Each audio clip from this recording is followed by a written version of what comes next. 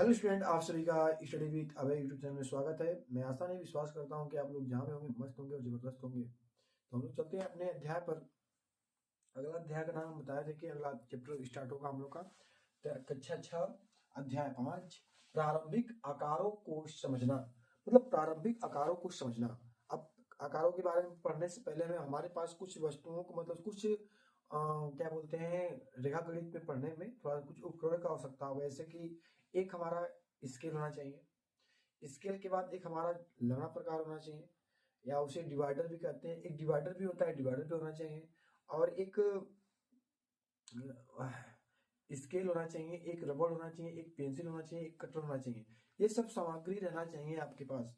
ये सवाल को जब लगा रहे हैं तो आपके पास इतना उपकरण होना चाहिए। ये नहीं है तो लगाने में थोड़ा सा दिक्कत आएगी भाई, तब समझ में नहीं आएगा। तो आप लोग को इतना सामग्री रखना है। स्केल, स्केल के साथ साथ पेंसिल, रबड़, कटर, उसके बाद आ जाते हैं डिवाइडर। और डिवाइडर को ही हम लोग कहते हैं लड़ा प्रकार। या एक एक और भी अलग से निकल आता है डिवाइडर के लिए, जो दो नुकीला भाग होता है। और चांदा। इतने सब का हम लोग प्रयोग करेंगे इस चैप्टर में। और आप लोग के पास ये उपकरण होना चाहिए। नहीं है तो लगाने में थोड़ा सा कठिनाइयां आएंगी सवाल भाई। तो हम यही कहेंगे कि आप लोग अपने पास रख लीजिए। जैसे कि देखो यहाँ पर लगना प्रकार है, ये क्या है, लड़ा प्रकार है, ठीक ना। इसी तरह मिलता है एक डिवाइडर, दोनों ओर नुकीला भाग चौक होता है, ठीक ना। उसे भी हम इसे भी डिवाइडर भी बोलते हैं, ठीक ना। ठीक है, तो इतना ये सब अपने पास रख लो और इस चैप्टर में हमें प्रयोग होगा तो भाई आप लोग के पास ये होना चाहिए। और एक ही देखो ध्यान से, चांदा है, चांदा ये होता है। और यही बात की स्केल आप लोग को पता होगा, स्केल आप लोग को पता होगा। तो ये सब का प्रयोग होगा, तो हम जहाँ भी प्रयोग होगा तो मैं बताऊंगा आप लोग को, ठीक है। तो आप लोग अपने इतना सामग्री रखकर बैठे। दिया है रेखाखंड की माप। रेखाखंड की माप जो होती है एक निश्चित होती है। क्या होती है? एक निश्चित भाग होता है। एक एक निश्चित एक निश्चित भाग होता है। अभी जो रेखाखंड होता है ना, कृष्णावली हम लोग का 5.1 स्टार्ट हो गया। इसमें थोड़ा सा कुछ पॉइंट था, थोड़ा सा बता दे। बस पहला एक पॉइंट था कि रेखाखंडों की माप जो होता है एक निश्चित माप होता है, ये फिक्स है। इसे नापेंगे तो इसका एक निश्चित होगा। जैसे 3 सेमी, 4 सेमी, 8 सेमी, 10 सेमी, ये निश्चित होगा रेखाखंड, ठीक है। तो हम चलते हैं प्रश्नावली पर। प्रश्नावली हम लोग का बोल रहा है, प्रश्नावली 5.1 का पहला सवाल बोला है कि रेखा खंडों की तुलना केवल देखकर करने से क्या हानि है। देखो भाई, अब जैसे कि दो गो रेखा दे दिया, क्या दो गो रेखा दे दिया। अब बोलेगा कि कौन इसमें बड़ा है कौन छोटा है, और दे दिया, और दे दिया। तो अब इसमें से भाई देखो तुलना कैसे कर सकते हैं, कौन बड़ा है कौन छोटा है, वो भी देख कर। देखो ध्यान से, जो देख कर देखते हैं हम ना, तो इसमें गलतियां देखने को मिल सकती हैं। देखने के नजरिया जो होता है अलग तरह से देखेंगे। कोई किसी तरह देखा, तो अच्छे से नहीं देखोगे तो इसमें हानियां या गलतियां त्रुटियां पाई जा सकती हैं। तो इसका यही आंसर हो जाएगा कि गलत तरीके से देखने पर, गलत तरीके से देखने देखने पर देखने पर गलत तरीके से देखने पर अधिक त्रुटियां होती हैं। अधिक अधिक त्रुटियां मतलब गलतियां होती हैं। त्रुटियां होती हैं मतलब आप जैसा देखेंगे वैसे देखने पर कुछ थोड़ा सा क्या होता है कि डिफरेंट भाई थोड़ा बहुत नजर मतलब नजर आएगा। कुछ ऐसा भी होगा कि थोड़ा बहुत डिफरेंट कहेंगे, आप बराबर ही बराबर है, बराबर मतलब बोल सकते हैं। तो आप देखने के नजरिए से आप इसे नहीं कर सकते हैं कि कौन बड़ा है कौन छोटा है, तुलना नहीं कर सकते हैं। केवल हम अपने स्केल से, डिवाइडर से नाप कर हम तुलना कर सकते हैं, ठीक ना। तो अब आगे चलते हैं। दूसरा नंबर बोला है कि एक रेखा खंड की लंबाई मापने के लिए रूलर, रूलर का मतलब एक स्केल होता है, इंची होता है, की अपेक्षा डिवाइडर का प्रयोग करना क्या अधिक अच्छा है। देखो ये बात सही है, हाँ डिवाइडर्स का अधिक प्रयोग करना, हाँ ये सत्य है। मतलब कि ये क्या करता है कि जो लंबाई जो नापा जाएगा वो सही माप का संभावना व्यक्त करता है। सही सही माप का संभावना संभावना करता है। जैसे मान लो कि एक दूरी यहाँ पर हो गया और एक ये हो गया और एक ये हो गया। अब इनमें बताया कौन बड़ा है कौन छोटा है। ये डिवाइडर होता है, जैसे हमारे पास डिवाइडर तो नहीं है, हमारे पास क्या है, लगना प्रकार है, हम इसी को मान लेते हैं डिवाइडर। और डिवाइडर का भी प्रयोग कर सकते हैं बोले थे।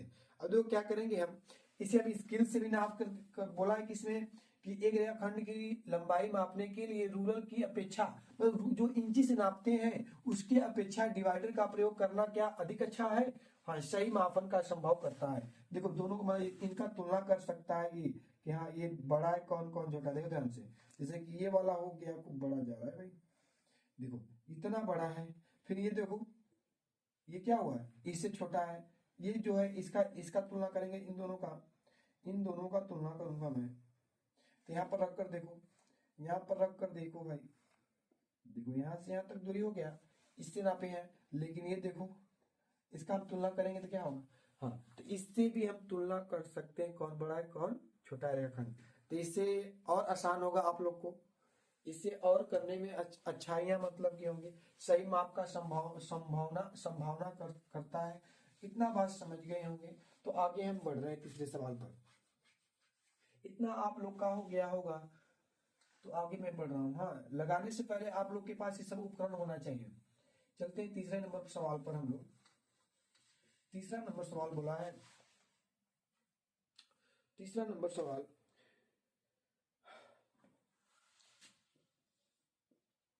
कोई कोई रेखाखंड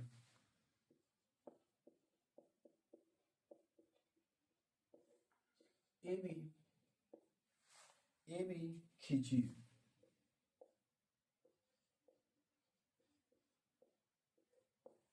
खींचिए। ए और बी के बीच, ए और बी के बीच, ए और बी के बीच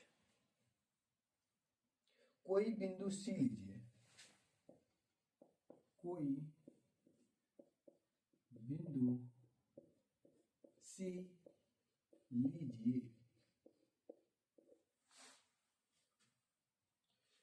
अब इसे बोला है कि लीजिए, यहां पर खड़ी पाई, फिर उसके बाद बोला है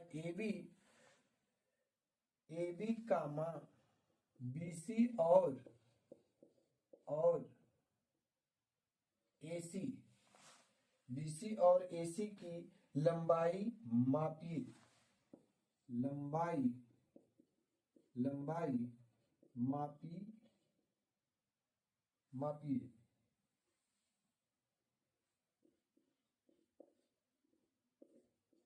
अब देखो ध्यान से, कोई रेखाखंड बनाना है आपके स्केल की सहायता से, कोई रेखाखंड बनाना है, कोई फटाक से बनाइए आप लोग अपने बुक पर। जितना दूर लेना चाहते हो उतना दूर ले सकते हैं, कोई दिक्कत नहीं। उसमें बांड नहीं बोला कि नहीं इतना ही रहना चाहिए, इसमें आपके इच्छा अनुसार। मान लो कोई स्केल है, हम नाप लिए, इतना सीधा लाइन खींचे और उसका रेखाखंड का नाम बोले ए और बी।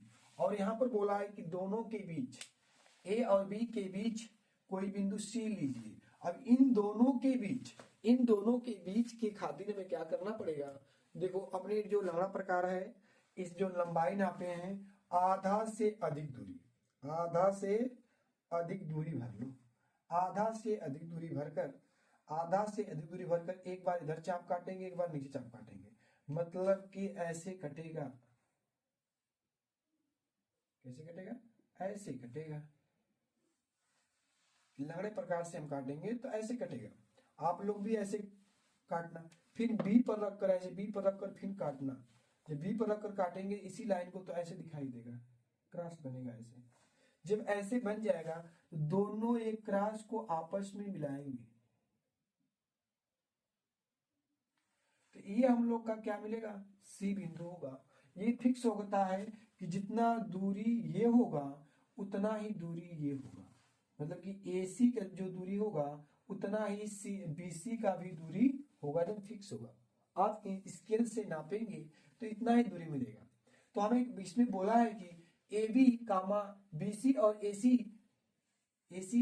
और लंबाई माप लिए। तो अब भाई लंबाई नापना है तो इसमें लंबाई सिंपल से तरीका से यही कर सकते हैं कि ए बी, ये जो यहां से लेकर यहां तक की दूरी है, इसे हम बोल सकते हैं ए सी प्लस बी सी, ए सी प्लस बी सी, इसका आंसर हो जाएगा।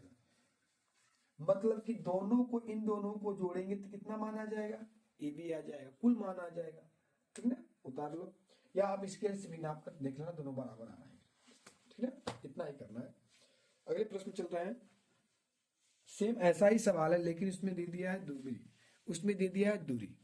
तो आप लोग फटाक से उतार लीजिए, मैं आगे बढ़ रहा हूँ। फटाक से वीडियो को रोककर आप लोग अच्छे से उतार लो, मैं आगे बढ़ रहा हूँ अब। तो अगला सवाल हम लोग के सामने चौथा नंबर है कि एक रेखा पर बिंदु ए बी सी इस प्रकार स्थित है कि ए बी बराबर 5 सेमी, बी सी बराबर 3 सेमी और ए सी बराबर 8 सेमी है। इनमें से कौन सा बिंदु अन्य दोनों बिंदुओं के बीच स्थित है। देखो ध्यान से, पहले हमें क्या करना है कि स्केल के सहायता से आप लोग को 5 सेमी खींचना है। स्केल के सहायता से, किसके सहायता से, स्केल के सहायता से जब नापेंगे तो लगभग लगभग यही बनेगा तुम लोग का, मतलब हमारा थोड़ा सा बड़ा बनेगा। तो ये 5 सेमी है, इसका मान बोल दिए ए और इसका मान बी। फिर बोला है कि बी सी 3 सेमी। यहां से अब हम क्या करेंगे, एक और खींचेंगे, एक इसे बढ़ा देंगे, इस बिंदु से इस बिंदु तक लाएंगे और इसका नाम रखेंगे सी। और ये कितना दूरी है, 3 सेमी। फिर बोला है और ए सी बराबर 8 सेमी। अब बताओ, ये 5 है ये 3 है, दोनों को मिलाएंगे, ये दोनों की लंबाई कितना हो जाएगी, 8 सेमी होगा कि नहीं, होगा कि नहीं, 5 3 8 हो जाएगा ना। तो इतना तो बन गया। अब बोला है इनमें से कौन सा बिंदु अन्य दोनों के बीच स्थित है। अब देखो, अन्य बोला भाई, इसमें अन्य बोला है, इसका मतलब ये चित्र तो हमारा बन गया। अब इसका जो अन्य चित्र बनेगा, अन्य जो मान होगा, तो कौन बीच में होगा, कोई दूसरा ही होगा, दोनों बिंदुओं के बीच स्थित हो। अब देखो कोई दूसरा हमें लेना है तो हम क्या करेंगे, ये 8 पूरा है तो इसका हम क्या करेंगे, अर्धक कर दें। इतना बनाने के बाद हम यहाँ से यहाँ तक के बीच लिखेंगे 8 सेमी, एक लाइन अलग खींचेंगे, 8 सेमी एक लाइन खींचेंगे। और यहां से इसका नाम ए हो गया, इसका नाम बी हो गया। अब फिर क्या बोला है, दोनों बिंदुओं के बीच स्थित हो। तो अब बताओ कि आधा जब करेंगे तो ये मान लो कि 4 होगा, यही होगा 4, लगभग लगभग यही 4 बनेगा हमारा। 4 इधर हो गया, 4 इधर हो गया। अब अन्य बिंदु कोई रख सकते हो यहाँ पर, ये 4 सेमी पर बनेगा, इसे नीचे लिख दे रहे हैं, ये 3 सेमी है, यहाँ पर 4 सेमी होगा। यहां से यहां तक की दूरी 4, इधर से इधर का दूरी 4। बात समझ में आ रहा है कि नहीं, यहां से यहां तक की दूरी। तो इसका नाम कोई और देते हैं, ए बी सी डी। अन्य जो होगा डी होगा, यही होगा, क्या करेगा, इनमें से कौन सा बिंदु अन्य दोनों के बीच स्थित हो। तो इसमें तो कोई नहीं है दोनों में, मतलब ए बी सी में कोई नहीं, मतलब बीच में स्थित है, कोई बीच में स्थित नहीं है दोनों के। समझ में आ रहा है, बिंदु अन्य दोनों के बीच स्थित हो, नहीं भाई कोई नहीं, तो अपने से क्या, अन्य, अन्य अलग से बनाएंगे तो डी हो जाएगा, क्या हो जाएगा, डी हो जाएगा। समझ में आ रहा कि नहीं समझ में आ रहा, थोड़ा सा भाई देखो लेंदी है ये चैप्टर, जो लेंदी है तुम लोग के लिए, क्योंकि अभी पहली बार ऐसा सवाल पढ़ रहे होंगे, थोड़ा डिस्टर्ब होंगे। तो आप लोग प्रयास करिएगा इस वीडियो को 2 से 3 बार देखने का, ठीक है। तो उतार लो, आगे चलते हैं हम। चित्र बना लो जैसे हम बनाए, एक क्लियर बना दे रहा हूँ, रुक जाओ थोड़ा सा। पहले हमें क्या करना है, इधर बनाना, पहले इधर बनाना, इधर बनाना, मैं एक ही बना दिया हूँ पूरा। पहले ए और बी बनाना है 5 सेमी का, फिर बी से 3 सेमी और खींच देंगे, 3 सेमी और खींच देंगे। तो इसका नाम रखेंगे हम लोग, इसका नाम सी रख देंगे, ए बी सी। या इनमें से कौन सा बिंदु अन्य दोनों के बीच स्थित है। देखो ए और सी के बीच में कौन सा है, बी है, लेकिन दोनों के बीच में नहीं है, दोनों के बीच में एकदम मध्य भाग में नहीं है। तो कोई अन्य लेंगे, देखो यहाँ बोला ना अन्य, अन्य मतलब डी, कोई ले सकते हैं, डी सी डी, जो मतलब अपना नाम लिखना चाहते हो लिख दो, या अन्य लिख दो। इनका बीच वही आएगा, लगभग 4 इधर होगा, 4 सेमी इधर होगा। बस समझ में आ रहा होगा तो भाई एकदम जबरदस्त समझ में आ रहा होगा, कोई दिक्कत नहीं, आप लोग भी बना लीजिए ऐसा ही। हम आगे बढ़ रहे हैं अब अगले प्रश्न पर। अगला प्रश्न आप लोग के सामने 5वां नंबर कि जांच कीजिए कि संलग्न आकृति में डी रेखाखंड एजी का मध्य बिंदु है। मतलब जो डी है, डी पर लिखते हैं कहां पर है भाई, डी देखो इस चित्र में कहां पर है, यहां पर है। और बोला है कि ए कहां पर है, ए देखो अंत में है, जी कहां है, ये भी अंत में है। तो बोला है का मध्य बिंदु है। देखो भाई 1 2 3 इधर भी है, 1 2 3 इधर भी है, 3 3 इकाई है, 3 इकाई, 3 इकाई इधर है और 3 इकाई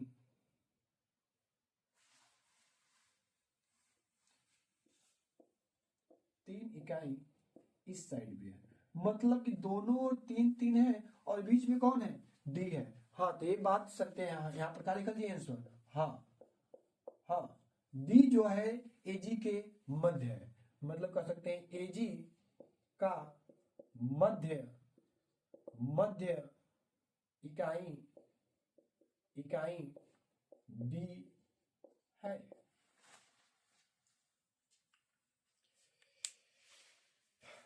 बात समझ में आ रहा है कि नहीं समझ में आ रहा है?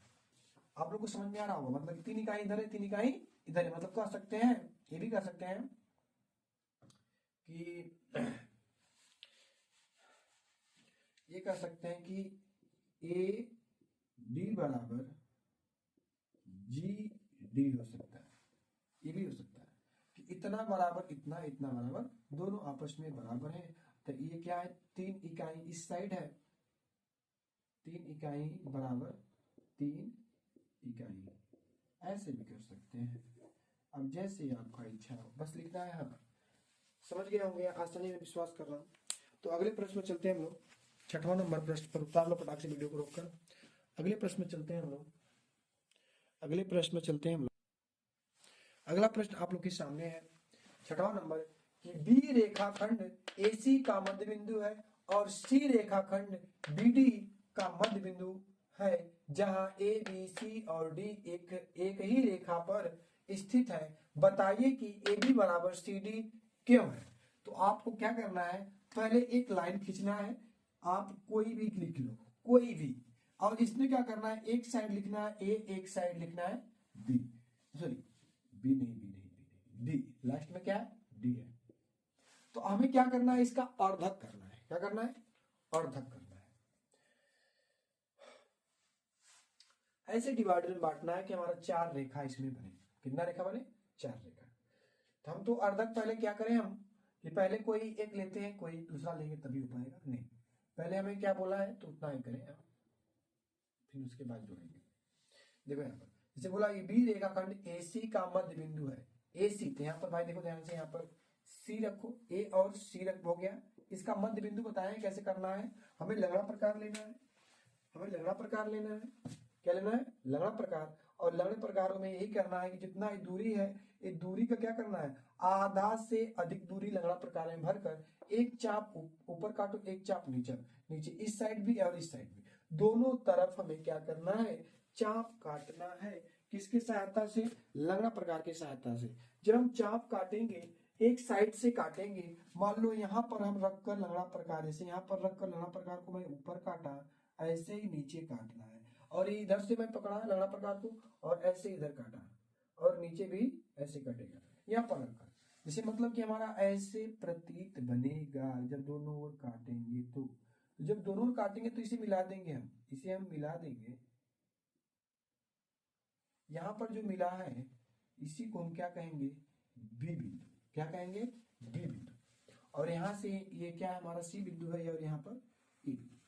अब उसके बाद आगे मैं पढ़ रहा हूं सवाल कि और सी रेखाखंड BD का मध्य बिंदु है।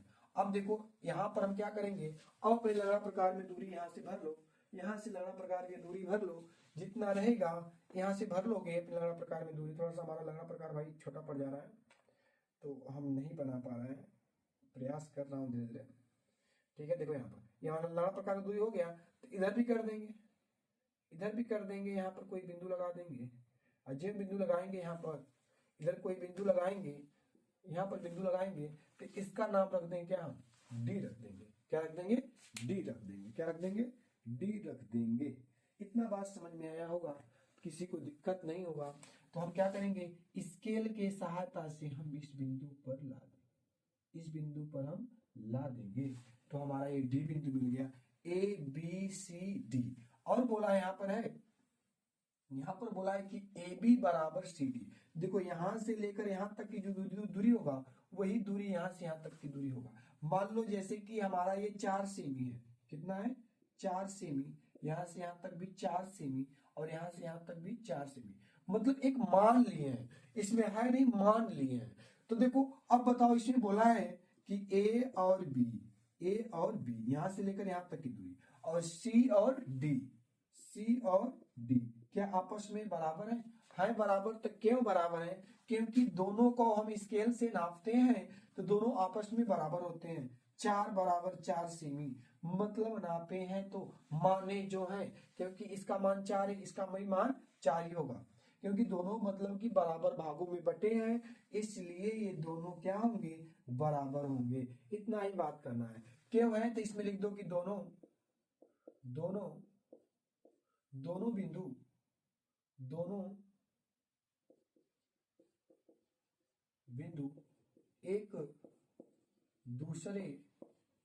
एक दूसरे के बराबर है, के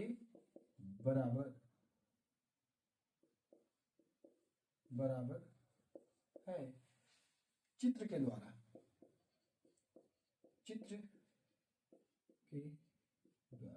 देखो भाई, चित्र देख लो, चित्र के द्वारा भाई समझ लो, ठीक है। इतना बना लो फटाक से, इतना बना लो फटाक से, किसी को दिक्कत यहाँ तक किसी को दिक्कत नहीं आना चाहिए। हम अगले प्रश्न में चलते हैं फटाक से। अगला प्रश्न है 7 नंबर, ये हम लोग का आखिरी प्रश्न होगा प्रश्नावली का। तो इसमें बोला है कि 5 त्रिभुज खींचिए और उनके भुजाओं को मापिए, प्रत्येक स्थिति में जांच कीजिए कि किन्हीं 2 भुजाओं की लंबाइयों का योग तीसरी भुजा की लंबाइयों से सदैव बड़ा है। मतलब बोला है कि हमें 5 गो त्रिभुज बनाना है अपने इच्छा अनुसार, और मैं यहाँ पर 5 गो बना दे रहा हूँ, आप लोग भी बना लीजिएगा, आप लोग भी बना लीजिएगा, आप लोग भी मतलब अपने एक बनाने के बाद एक काम करना है, छोटा बड़ा या बराबर। कितना हो गया, 4 हो गया। एक और मैं बना दे रहा हूं, 1 2 3 4 5 हो गया। इसमें बोला है कि प्रत्येक स्थिति में जांच कीजिए कि किन्हीं 2 भुजाओं की लंबाइयों का योग, मतलब 2 ठे भुजा ले गया, उन्हें जोड़े गया, तीसरी भुजा की लंबाई से सदैव बड़ा होगा। बात सही, मान लो देखो ध्यान से, ये हमारा जो होगा और ये आपस में जोड़ ले। मान लो कि हम नापे हैं, ये कितना है 4 सेमी का है और ये 3 सेमी का है, ये 3 सेमी का, और ये हम लोग का मान लो 5 सेमी का है। कितना है 5 सेमी का। तो इन दोनों का योग 4 + 3 बराबर, जोड़ेंगे तो कितना हो जाएगा 7, और इधर क्या है 5, इसका मान कितना है 5। अच्छा बताओ कि क्या ये बड़ा है कि नहीं बड़ा है, बड़ा है कि नहीं बड़ा है। तो ये कौन बड़ा होगा, यहाँ पर डब्बा बना दे रहा हूँ, और आगे कौन बड़ा हो गया, 2 भुजाओं का योग वाला बड़ा हो गया। क्या हो गया, 2 भुजाओं का योग वाला बड़ा होगा। वैसे ही हमें ये वाला भी करना है, अपने से नापेंगे, अपने से नापेंगे। मान लो ये हम लोग का 6 हुआ, ये हम लोग का 4 हुआ, और ये हम लोग का 10 हुआ। 10 नहीं होगा, ये 10 नहीं होगा। चलो हम इसे 9 कर दे रहा हूँ, क्या कर दे रहा हूँ 9 कर दे रहा हूँ। अब दोनों का योग करें, इन दोनों का योग करें या इन दोनों का योग करें तो कोई एक दूसरे से बड़ा हो जाएगा। तो इसे ले रहा हूँ 6 + 4 और डब्बा 9, इन दोनों को जोड़ूंगा तो कितना हो गया 10, और इसे मैं करूंगा तो 9। बताओ 10 वाला हो गया कि नहीं, 2 भुजाओं का जोड़े हैं तो बड़ा होगा कि नहीं। इसी तरह आपको घर पर सभी को अपने से करना है, 2 भुजाओं को एक साथ जोड़ना है और तीसरी भुजा की लंबाई नापकर लिखना है कौन बड़ा है। 2 भुजाओं का योग वाला ही क्या होगा, बड़ा होगा, और जिसका योग नहीं करेंगे वो क्या होगा, छोटा होगा। इतना बात आप लोग को समझ में आ गया होगा, और ये आप लोग का एकदम अपने से ही स्वयं करेंगे, क्योंकि मैं 2 ठे बता दिए, 3 अपने से करेंगे। कुछ इसमें करना नहीं है, त्रिभुज बनाना है 5 ठे, और पांचों की लंबाई मतलब कि अपने स्केल से नाप कर बनाना है, और 2 भुजाओं को 3 भुजा से बनेगा, 3 भुजा से मिलकर बनता है, तो 2 भुजा को आपस में जोड़ेंगे, 2 भुजा को आपस में जोड़ेंगे और तीसरा नाप कर बताएंगे कितना। जोड़ने वाला का मान अधिक है कि जो सिंगल बचा है भुजा उसका मान अधिक हुआ। बताओ जब 2 आपस में भुजा मिलेंगे तो उनकी मान क्या हो जाएगा, अधिक हो जाएगा, जिसका और जो सिंगल होगा क्या होगा, उसका मान कम हो जाएगा। तब भाई आप लोग को यहाँ तक समझ में आ गया होगा, ठीक ना। तो हम लोग का प्रश्नावली 5.1 समाप्त हो गया। अब हम लोग मिलेंगे प्रश्नावली 5.2 के लिए, ठीक है। तो नेक्स्ट वीडियो के लिए आप लोग इंतजार करिए, और आप लोग हमारा पूरा वीडियो देखकर लाइक करिए, शेयर करिए, कमेंट करिए, सब्सक्राइब करना मत भूलिए। धन्यवाद हमारा पूरा वीडियो देखने के लिए आप सभी को।